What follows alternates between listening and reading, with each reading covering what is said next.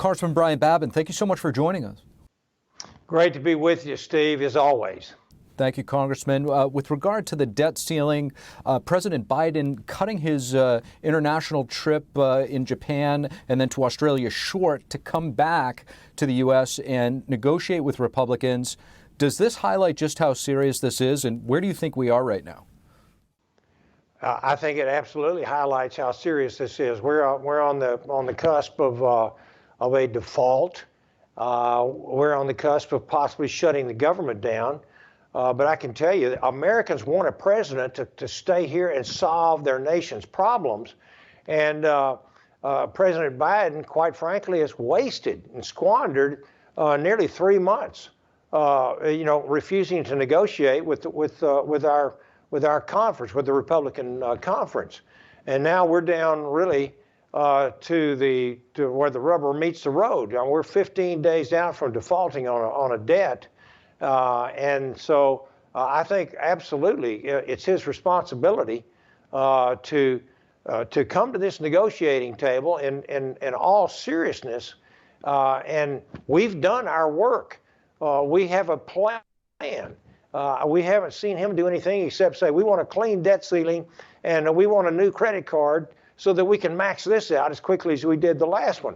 We can no longer do that, with nearly a $32 trillion national debt that is really just mortgaging our children and grandchildren's future.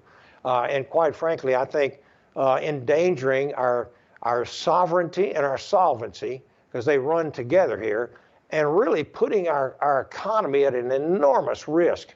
So yes, he needs to stay here and he needs to negotiate and get real serious about this. Congressman, one of the talking points that we hear is that Republicans want to default. If you could clear the air on that, give your perspective. Do you guys want to default? And if you could kind of break down what your plan is and where you think it will ultimately take us. I'll be glad to. Nothing could be further from the truth. It's the same old Democrat, cast stones when you live in a glass house. That we do not want to default. We want the credit of America to stay as strong as we possibly can. We've got to have a strong economy. We have to be able to have a national security is depending upon our ability to keep a good economy and supply chains open and being able to pay our bills. And he has not wanted to negotiate for all this period of time. When we look back historically, and all three, Biden, Schumer, and Ms. Pelosi have all engaged in negotiations in the past.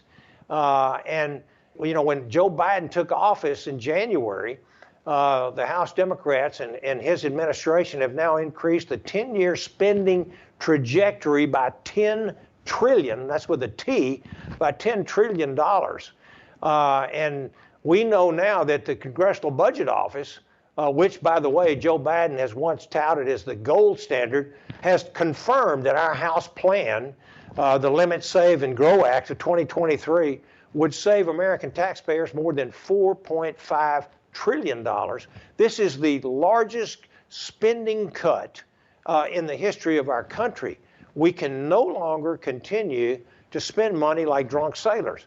And my son was a sailor, and I say that in great respect to sailors in the Navy. We can no longer continue to spend this kind of money. We don't have a taxing problem here. We got a spending problem, and a big one.